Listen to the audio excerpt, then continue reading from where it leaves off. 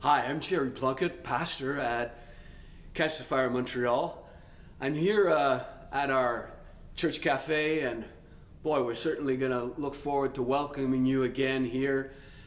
And in the meantime, well, I want to thank you for welcoming us into your home. And I really want to help you to live happier. That's this series of messages that we're going to look at over the next weeks. And in this time of the COVID crisis, we could use a little more happiness, wouldn't you say? And in this time of self-isolation and social distancing, many people have turned to online courses to fill in some of their extra time. And one of the courses that is the most sought after right now is one that's offered by Yale University, The Science of Well-Being, which is a course on happiness. It was developed in 2018 when when so many students at Yale were showing signs of depression during their university session. Now, there was a course developed as well in 2006 at Harvard University that became the most popular course in the history of that institution, and it was a course entitled Positive Psychology. That course was also about how to be happy. That course also was developed because of the great need that was seen among the students of Harvard. 4 out of 5 Harvard students said that they lived an episode of depression during a university year. Now think of that. Yale University, Harvard University, we're talking about the most brilliant students with an amazing future before them. They're seated in front of these great professors. They are seated in these great facilities. And in spite of all that, they live these times of depression. 50 years ago, the average age that someone would have a first episode of depression was 29 or 30. Today, we're talking at 14 or 15 years of age for a first episode of depression. And you can eliminate depression from someone without necessarily that person becoming happy. It's a little bit like you can study the laws of gravity for centuries without ever really being able to fly. Well, let's change that. Let's learn how to fly. Let's learn how to be happy. So in this series of messages, we're going to look at some of the things that are offered in these university courses, often very good wisdom, great counsel, principles that we could say are, being able to understand basic life skills that help us think differently. We're going to look at some of those things. But we're also going to look at some of the principles that God has given us, because He has a lot to say about being happy. There's a verse in the Bible that says, "I know that there is nothing better for men than to be happy and to do good while they live." So let's start with a definition of happiness.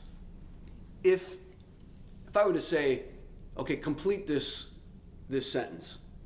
Happiness is, what would you put there?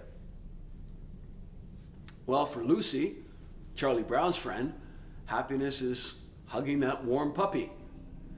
Now for others, happiness is maybe listening to some good music. It might be a sense of accomplishment after completing an important task. Maybe it's eating a wonderful meal. One of our grandsons, he's not quite 4 years old yet, and he likes to eat. One evening, a number of weeks ago, just as he was getting ready for bed, he went into the kitchen, put his arms around the fridge, gave the fridge a big hug, and said, "Good night, sweet fridge." He likes to eat. That definitely makes him happy. So, what is happiness? I think I'll say to begin with what happiness is not. Happiness is not things. Even though Gertrude Stein once said, whoever said money can't buy happiness simply didn't know where to go shopping. Now, you can be happy when you've received that package from Amazon that you've been waiting for, but that happiness isn't going to last. It's very fleeting, isn't it? And it's just false thinking when we have this idea that if I had a nicer car or a nicer house or a designer wardrobe, that I would be happy. No, happiness is not in things. And happiness is not success. Success does not bring happiness. And that is why we often see people who reach the summit of their career. They have reached the point in their professional lives where they have accomplished tremendous things. Their goals have been reached. They're at the top of their game. And in spite of that, many of them become very discouraged. Many can fall into depression, fall into drugs, start looking for another sexual partner, even take their own lives, because success does not bring happiness. You remember how the Polish astronomer Copernicus turned modern thinking toward a heliocentric view of our solar system. For centuries, people actually believed that the sun orbited the Earth. And Copernicus, in the middle of the 1600s, he said, no. This is what's happening in our solar system, is that the sun is at the center and the Earth is turning around the sun, orbiting the sun. And for so long, we have had this idea that success is at the middle of our universe, and happiness is attracted by the success and turns around success. It's like the success is giving out these warm rays of happiness, but the body of recent scientific work is showing the opposite. That being happy is what is truly at the center. And the happier we are, the more likely we are to attract success. And so it is success that orbits happiness and not the opposite. Now, we still have this thought, we're almost a slave to this thought, that if I could just be more successful, if I worked harder, if I gave more effort, then I would be more successful and I'd be happier. But that is not what all the recent scientific studies are showing, and we're going to look at that. So what is happiness? Well, happiness is an emotion, but it's to experience positive emotions. And positive emotions means that you have a positive perspective of the present, and you've got a positive outlook for the future. Now, the principal motor of positive emotions is what drives the happiness in our lives. It's to live these positive emotions. And it's also a state of mind. It's a state of being. Living happy means living happiness. It's a state of being. It means that when you wake up in the morning, you're happy. And that's before your first coffee. You go to sleep at night, you're happy. Now, I'm not saying that we're never sad or we're never disappointed or we never have worry. No, but what dominates our state of being is happiness. Happiness is emotion. It's to live positive emotions. Happiness is a state of mind, and happiness is a choice. You know that comedian, great comedian, star of American cinema way back when, Groucho Marx? Groucho said this: I, not events, have the power to make me happy or unhappy today. I can choose which it shall be. Yesterday is dead, tomorrow hasn't arrived yet. I have just one day, today, and I am going to be happy in it. Being happy is a positive emotion, but it's an emotion that I can choose, that I can maintain, and that I can increase. And the positive effects of these positive emotions are so varied.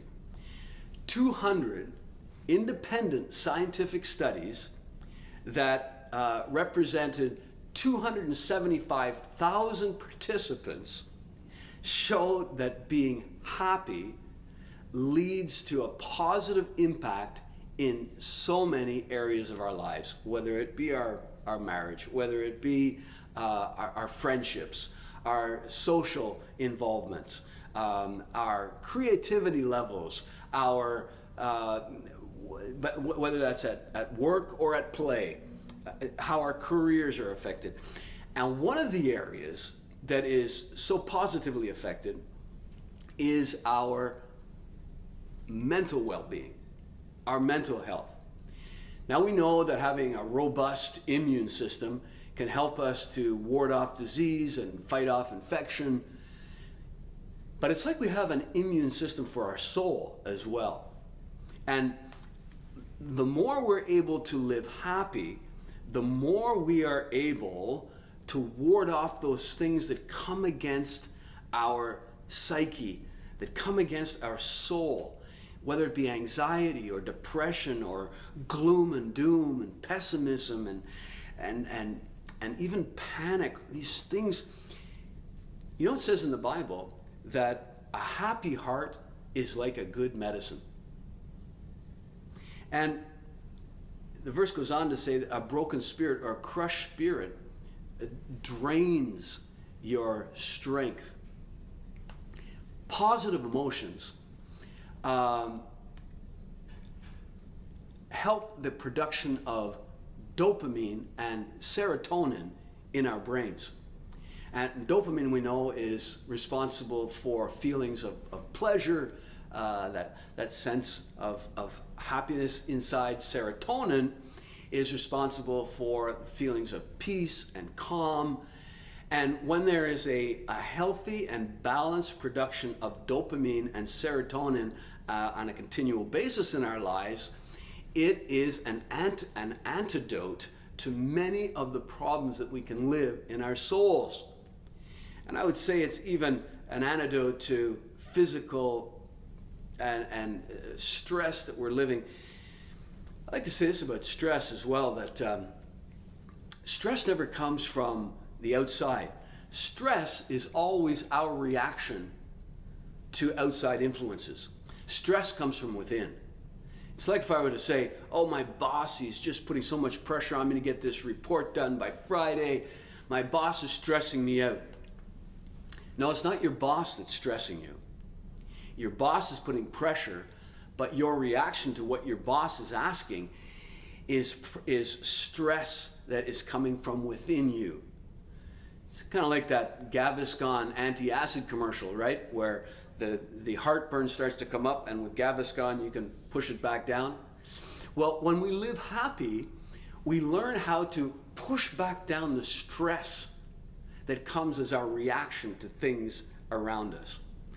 Now, so many of the advantages of happiness have been shown by recent scientific studies.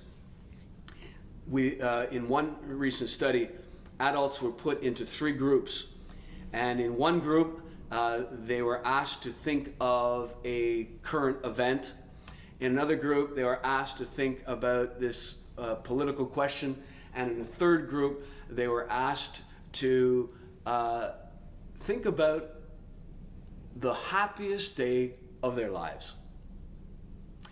And they repeated this experiment over and over with different groups, and each time the group that had taken a moment to think of the happiest day in their lives then performed better on a standard mathematics test that was given to the three groups.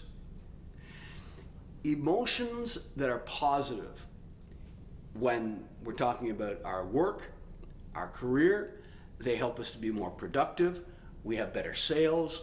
We're better suited to leadership positions. We're less inclined to be on sick leave. We're less inclined to live burnout. And these positive emotions help to increase the number of possibilities that we see, how we can analyze things, we can be more intuitive, we're more open to new ideas. And this is what the science is showing. And it starts very early in life. One study took preschool children, 4-year-olds, and put them in two groups. And they were asked to assemble these blocks as fast as you can. And in one of the groups, they were also asked, think of something that makes you happy before you do it. Now, a 4-year-old doesn't have a huge inventory of notable accomplishments in life, do they? They don't have a huge body of work to draw from about what makes them happy, and not a whole lot of experiences. So maybe for many of them, they thought of their teddy bear. But it was enough, because invariably, as they repeated this experiment, the group that took the time to think about what makes them happy at 4 years old assembled their blocks quicker and with less mistakes. So these positive emotions are going to have an impact in so many areas of your lives. And one of them for sure is the impact it has on your relationships, whether that be with your wife or your husband, your children, your friends, your colleagues at work. There will be a positive impact. We read it earlier. I know that there is nothing better for a man than to be happy and to do good. And you can live happy. You can be happier. You can become more optimistic. You can teach and train your mind to be less full of negative thoughts and less stressed out. You can train your mind to see positive advantages that are all around you. You can if you want. If you want to put the effort. And this is what I want to help you to do over these next weeks, is to look at these principles, put them into practice, and live happy. Now, this is a question that often comes. Does God really want me to be happy? Because there's an idea that floats around out there that God's not really interested in whether I'm happy. Well, you know, nothing could be further than the truth. God is very interested in your happiness. And, you know, I think of the verse that says, happy are the people whose God is the Lord. They're happy. And God wants us to be happy. Jesus Christ had so much to say about being happy. And we're going to look at those things and many other great principles that are going to help us to live happy. Now for this week, I'm going to ask you to take a couple of minutes to reflect and ask yourself these two questions. The first one, what impact would having positive, happy emotions have on my quality of life? How would my quality of life change? And then another question that would be similar, ask yourself this question. If I was living happier, how would that translate to more success in my life? How would living happy attract more success in my life? And there's one other thing I'd like you to do. I'd like you to pray. And I'd like you to say, God, if you want me to be happy, then I want to open my heart to you so that you can teach me how. Would you do that? And I pray that God will bless you. And I pray that you would live the happiest life possible. And we'll see you next week.